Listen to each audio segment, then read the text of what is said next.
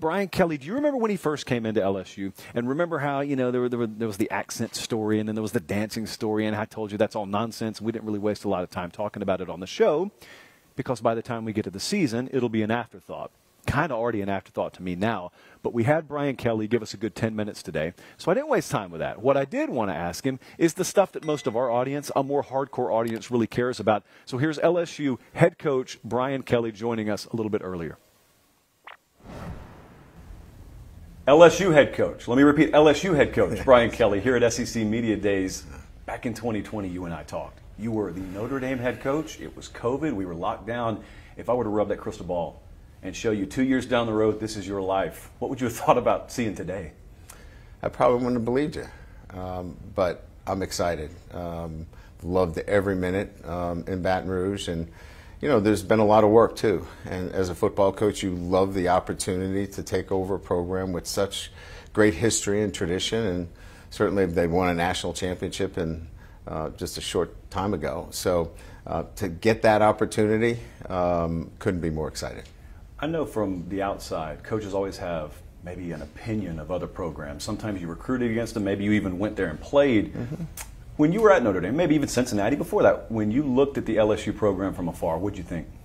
Extremely talented, great defensive players, and then always trying to figure out, what they were doing on offense. And so, I just felt like this was a program that I could obviously help and get it back to its prominence. And so it's been work, but that's why I was here. And it's been exciting for me to rework a lot of the things necessary to get back to being a championship program. We had 36, 37 scholarship players.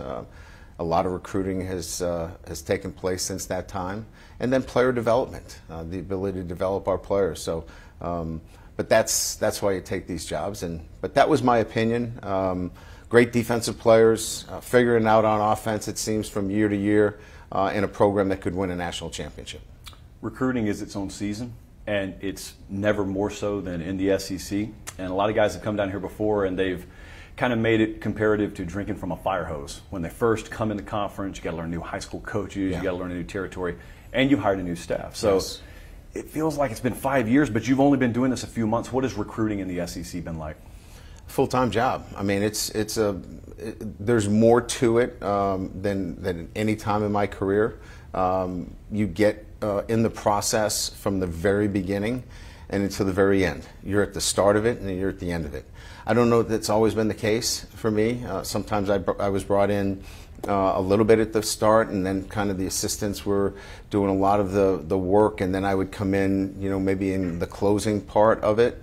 But you're on from day one, recruiting, and I love that part of it because you build a stronger relationship with the recruits, and you know them so much better when it's time to make those decisions.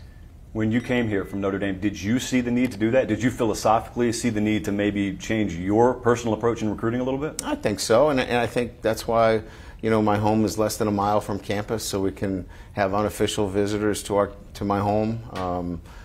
We had 29 visits in June to host them at my home, I think was important. So just that whole kind of mindset of being much more engaged on a day-to-day basis, and I think it's paying off.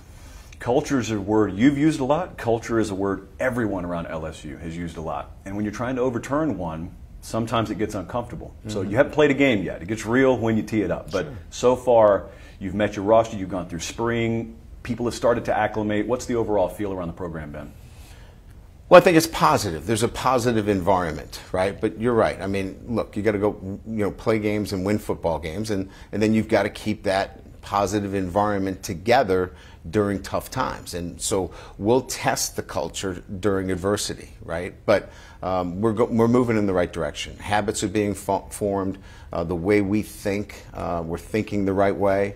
Now it's the constant application of our process that will determine where we go from here, because you can't just now turn it off. You've got to stay on it every single day, and quite frankly, it seems as though our guys understand that, and if they do, we're going to be in a pretty good position. When I saw you bring in Jaden Daniels out of the transfer portal, I think I've looked at you, even just through spring, and I've had 3 different times in my life where I thought all 3 of those guys, Nuss and Miles and Jaden, are going to end up being your starting quarterback. And then I listen to you, and you say, we're going to see come fall. We don't really have a starter named yet. So I mean, I'm not asking you to update me from the spring because nothing's happened, but what are the ultimate critical factors that will determine who your starting quarterback is? Taking care of the football. Got to be smart with the ball. You can't turn the ball over in the SEC and expect that you're going to win football games. So, got to be smart with the football. You've got to be able to make plays, and we have playmakers on offense. And so, the quarterback has got to be able to get the ball into the hands of playmakers. So, 1, take care of the football. 2, get the ball into the playmakers' hands, and 3, keep plays alive. If you can do those 3 things, you've got a chance to be the starting quarterback. And I think all of those guys can do that.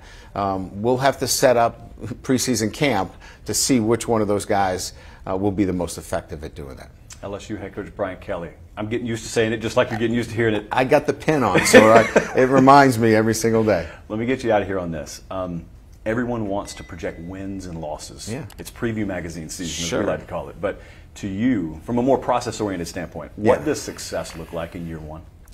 The development of this football team. I want to look. Everyone's going to have an opinion of this football team when we play Sunday night against Florida State. I want everybody to walk away, regardless of what the score, and say, "Wow, this is going to be a really good football team." And regardless of whether that's a win or a loss, and we're all talking about everybody wants to win football games, but that's the development process that I want. This is going to be a really good football team as they continue to develop throughout the season. Brian Kelly, appreciate you joining us. Best of luck this season. My pleasure. Good to see you.